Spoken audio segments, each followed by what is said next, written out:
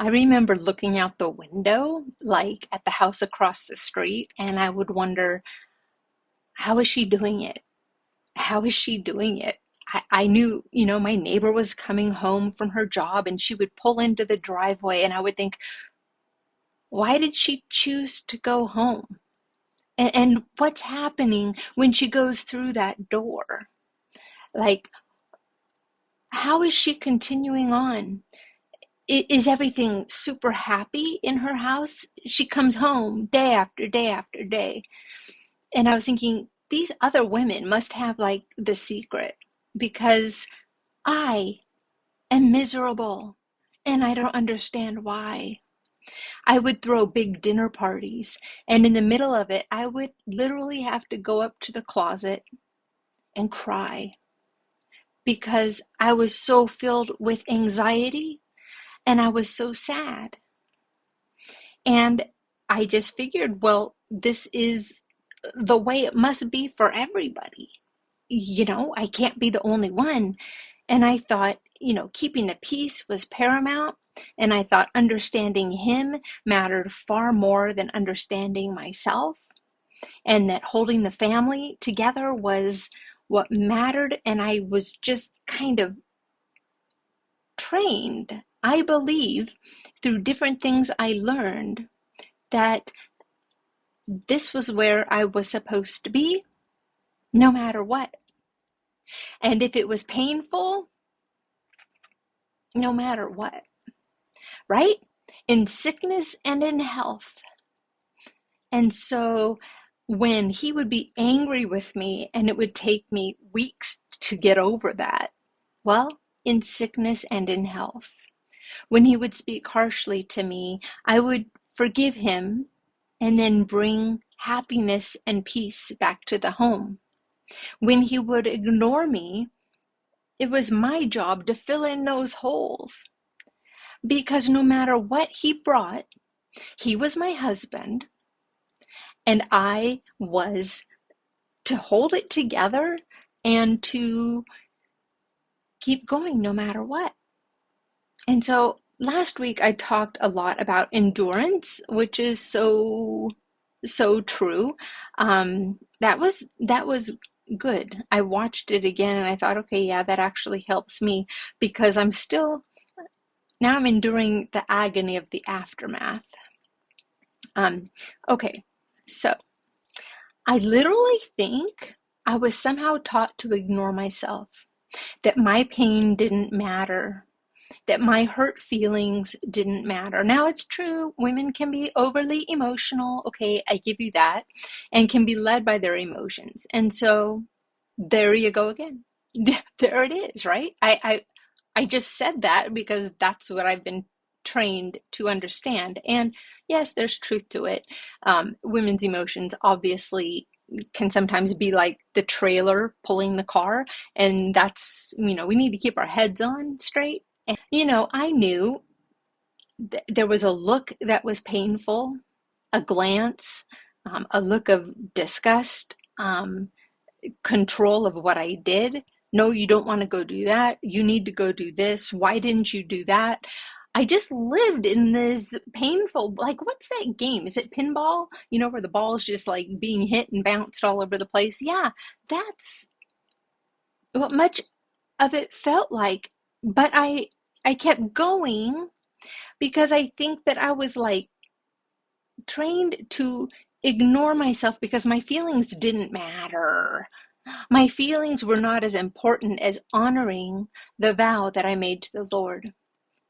Even though he was living in sin and he was not treating me the way the Lord wanted him to treat me, I just believed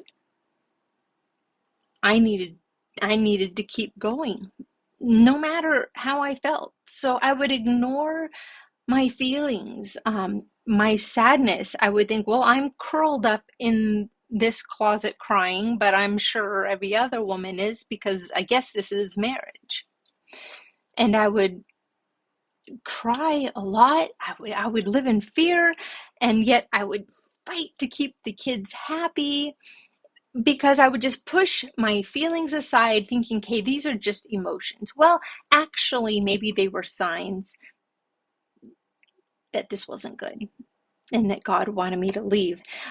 When we lived in Moscow, Idaho, we lived there for a time, like in 2005 to 2010. And this is obviously in my book. And I stumbled on this today and I want to read it. It's on page 142. It's called Through My Window. And Moscow is kind of like the place where God stores the rain clouds. It's really gray and brown for like a lot of the year, and I really struggled with that. But this was every day when Mike would bring the kids home from school. Standing by the window, my heart was clenched in dread as I awaited their return. The darkness of the early evening in Moscow, Idaho, seemed to mirror the shadows that had crept into our once peaceful home. With each passing moment, the knot in my stomach tightened, a familiar sensation of fear and panic rising like a tide within me. The approaching headlights signaled his imminent arrival, sending shivers down my spine as I braced myself for the storm about to descend. As his footsteps echoed through the hallway, the fragile peace that lingered in the air shattered into a million irreplaceable fragments. The heavy weight of his presence filled the room with its tight grip. With each step he took, the air grew thicker and the tension more palpable until it felt as though I could hardly draw breath. In that moment, as he crossed the threshold of our home, it felt like my safety evaporated like mist in the wind. I was left alone in the darkness, his footsteps fading into the night as I battled with his presence and the trauma it brought crashing down on me. And that was just waiting for the kids to come home from school.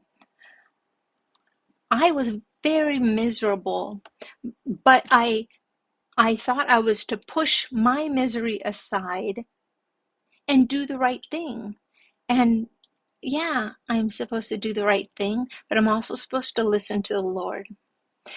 You know, I have heard some pastors and some counselors say some things that I think could really harm women. And I'm going to put a little clip in here from John Street, who I don't know if he still does, but he was heading up the counseling center at JohnMacArthur's church. And he's talking about what a glory it is for a woman to endure the agony from her husband, as opposed to the woman who's taking care of herself. You know, maybe like he's leaning towards that's super feminist or something like that. But I want you to listen to this, and I think it's so sad because this is not what the Bible teaches. You know, we are strong. We women are strong, but God, first off, was very clear that the husband is supposed to love his wife as Christ loves the church. And if that was happening, then the woman would not be in such bloody agony. But according to this teaching, and I think at other churches, it's kind of taught, hey, stay faithful, suck it up. This is your husband. And I think it's left many women trapped in dangerous situations. Because I think I knew that this relationship was not good and it was tearing me apart and breaking my heart and destroying me physically. But I pushed it aside because I didn't think that mattered half as much as taking care of him. So I want you to watch this. I guess you're not really going to watch it. You're going to listen to it. I think it's a recording, but I want you to hear it. And I'd love to know what you think. So we're going to hop on the trolley and go to the land of make-believe, which is really the land of reality. And I'll see you on the other side. Your main goal must be to glorify God, not just get out of a miserable marriage. That's got to be the main goal of your life. What is the purpose of your life? It's got to be to glorify God. You may have a hidden agenda deep down. Oh, I can't wait just for an excuse to get out of this marriage. Wrong goal. You're placed there as a missionary in that marriage. Your focus can be upon winning your spouse over to righteousness, as we saw in 1 Peter 3, 1 through 7. That's what your goal should be. And I'm going to tell you, the mentality of Christian women has radically changed over the past couple hundred years. Radically changed. You say, how can you say that? Well, listen to this. Look how this is compared and contrasted. This is Sarah Pierpont Edwards. Remember, she was married to Jonathan Edwards, who was one of the first presidents of Princeton University, which was originally called the College of New Jersey. He died prematurely of a smallpox inoculation. But Sarah Pierpont Edwards was a wonderful gal who loved the Lord and loved her husband. But listen to what she says here. She finds her security and happiness in God alone. She says, if he, quoting her husband Jonathan, should turn to be cruel to me and should horsewhip me every day, I would so rest in God that it would not touch my heart or diminish my happiness. I could still go in the performance of all the acts of duty to my husband, and my happiness remain whole and undiminished. I remember the first time I ever read that, I'm going, what, is she nuts? If he would horsewhip her every day, she could still do that? And I began to realize what kind of heart this woman had. This is why I talk about the grace of God bringing about fearlessness. Fearlessness. But today, we've got statements like this. This is Leslie Vernick in her book, The Emotionally Destructive Marriage. She says this: if you live with a difficult husband, an emotionally harmful husband, when you put your foot down and say, I will not allow myself or the kids to be treated this way anymore, it's destructive to me, to them, and to our marriage, you are not going against God by speaking the truth in love, but you refuse to pretend and stay together at any cost, including your own physical, emotional, mental, or spiritual health. Now, let me ask you real quickly, of those two statements, who's focused on glorifying God here? Sarah's is. Leslie Vernick's is focused on protecting self, which is the sunum bonum of secular counsel. So I know John Street is either at John MacArthur's church or he was, but the reason I found this video is because my husband, when I had filed for divorce, chose to go down to John MacArthur's church to get counseling. And I guess the counselor that was working with him wanted to talk to me, and I'm pretty sure that it would have been, okay, I'm assuming, just where's my hard heart? Will I be able to forgive and move on from this? Where's my relationship with God? That was my assumption. And I made the assumption that it was not an option to keep myself safe. And so I had to research. And when I heard Mr. John Street, it opened my eyes that much more and made me so sad for many women who are misunderstanding who God is based on such teachings. So, okay, so that hit me hard. And, I thought, okay, a woman can be strong and a woman can forgive, but it was never God's intention for us to live in misery because of how our husbands treat us.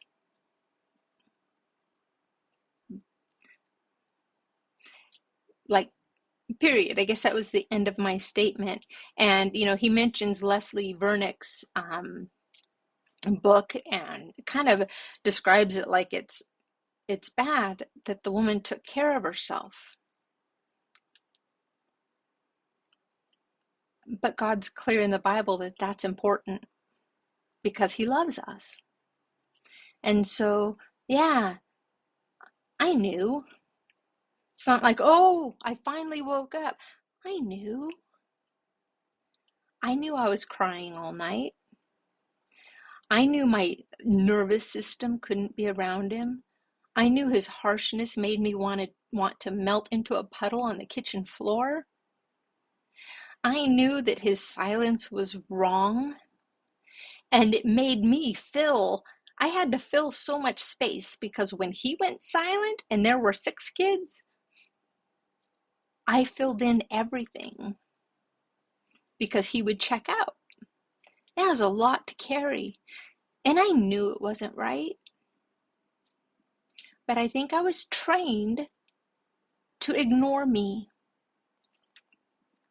God literally had to drag me to divorce, which is such an ugly word, but he had to drag me to protect me. And so I just want to encourage you here that, yeah, we're going to have trials, we're going to have agony and pain. You know, God promises that. But he didn't intend for that to come at the hands of our husbands continuously, for that to be our lifestyle. So I'm glad you came. I hope you get my book, and I hope that one of these little pieces encourages you. I'm going to end with a quote that I put in here by C.S. Lewis. We can ignore pleasure. We can ignore God speaking to us in good ways, but pain insists on being attended to. God whispers to us in our pleasures. He speaks to us in our conscience, but shouts in our pain. Pain is God's megaphone to rouse a deaf world. Don't ignore the signals. You are loved, and God wants you to be safe, and never intended for you to be horsewhipped by your husband to bring him glory. It just isn't God's design. And I hope you learn who God really is, because he died for you. I believe the Bible.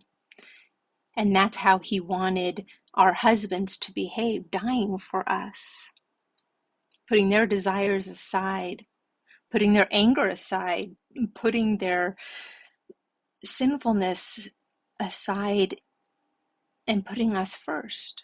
We're to be the crown of a man, not kicked around on the ground. So I am glad you came, and I hope you continue to come back as we walk through these castle doors and walls, whatever you want to call it, together. Thanks for being here, and I'll see you next time.